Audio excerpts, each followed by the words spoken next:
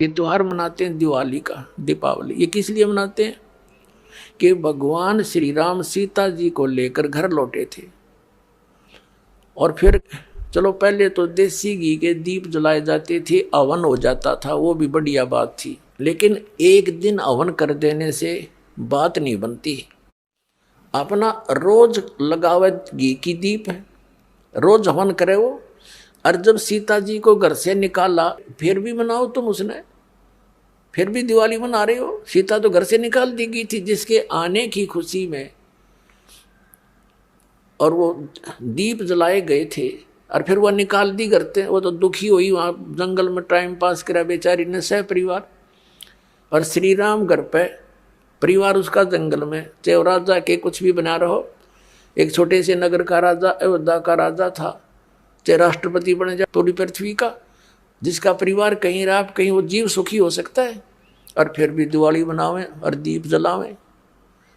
तो इस तरह की जो क्रियाएं हैं ये परंपरा है, सूझबूझ का कार्य नहीं है। फिर बम छोड़ते हैं त्योहार के दिन, कितना प्रदूषण फैलाते हैं, आग लग जाती है। तो यह परंपरा बनाई तो बच्चे आकर्षित हुए, इसको समाप्त करेंगे धीरे धीरे। और क्या की खुशी, एक भगत कह रहा था, बोला जी नाम लेने के बाद ज्ञान हुआ हमें, और पहली बार त्योहार मनाया हमने अपना। हमने 10 वर्ष हो गए ना दिवाली मना ली, ना तीज त्योहार मनाए, और ना होली मनाई। कारण क्या रहा कि हमारा परिवार है, 5-6 भाई हैं मेरे दादा रे, उसमें किसी का कोई मृत्यु हो जाती है, कभी हमारे घर में हो जाती है। पिछली बार मेरी बहन विधवा होगी, सारा 1 साल तो फिर मनाना ही नहीं कुछ भी। 1 वर्ष पूरा नहीं हुआ इतना दूसरी घटना घट लेती है। और 10 वर्ष हो गया हमने कोई त्योहार मना के नहीं देखा। फिर कहाँ गई वो दीपावली। और परमात्मा कहते हैं इसे गंदे लोक में, जैसे नानक साहब जी से कहा था कि आप यहाँ खुशी नजर नहीं आते, मायूस बने रहते हो।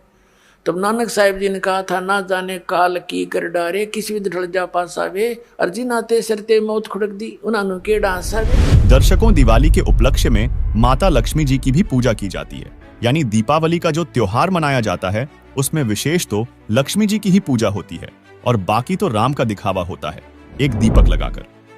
दर्शकों, श्री रामचंद्र जी श्री विष्णु जी ही थे, और माता सीता जी स्वयं माता लक्ष्मी जी ही थी। जब श्री राम जी व माता सीता जी वनवास से वापस अयोध्या आए थे, तब उनके आने की खुशी में घर घर में घी के दीप जलाकर खुशी मनाई गई थी। दर्शकों, 2 वर्ष बाद किसी कारण से माता सीता जी यानी माता लक्ष्मी जी को घर से बाहर भगवान श्री रामचंद्र जी यानी श्री विष्णु जी ने निकाल दिया। उसने वन में कष्टमय जीवन जिया। माता सीता जी ने आजीवन कष्ट उठाए। उसके बाद अयोध्या नगरी में मातम छा गया था। दीपावली नहीं मनाई गई। विचार करो, दिवाली के दिन लक्ष्मी जी की पूजा की जाती है, क्या उसके वन में जाने की खुशी में मनाई जा रही है? कुछ तो विवेक से काम लो।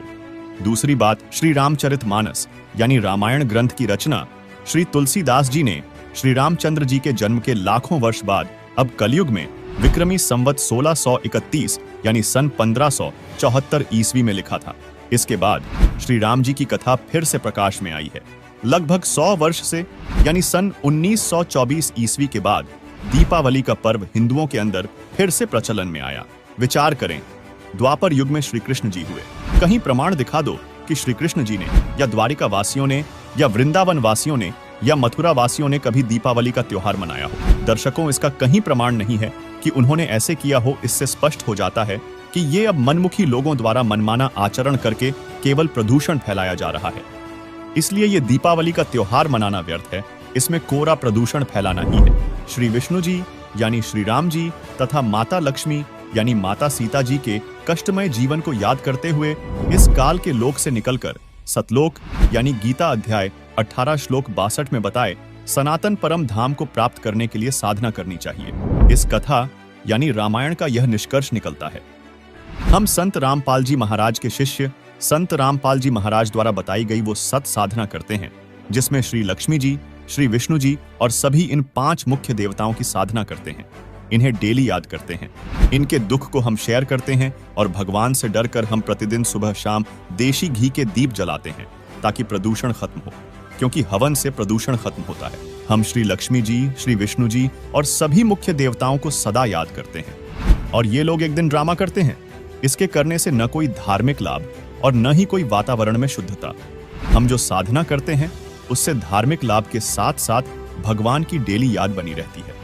ये कष्ट याद रहते हैं जो ऐसा कष्टमय जीवन जिया महापुरुषों ने, देवियों ने, देवताओं ने। उस डर से हम भक्ति करते हैं। हमें कभी भूल नहीं पड़ती तो हम निवेदन करते हैं कि पूरा हिंदू समाज ये नाटकबाजी छोड़कर संत रामपाल जी महाराज द्वारा बताई साधना करो और अपना जीवन सफल करो। परमेश्वर कबीर जी की वाणी है, कबीर सदगुरु शरण में आने से आई टले बलाए, जय मस्तिष्क में सूली हो वह कांटे में टल जाए।